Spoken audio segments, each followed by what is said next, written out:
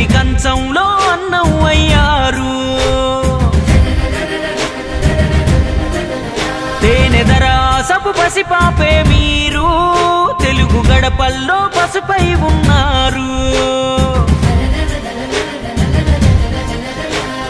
జగమెరుగని తీరు యుగ పురుషుడు మీరు, భరత జాతి నింపుకున్న సంపదకు ఇంకో పేరు.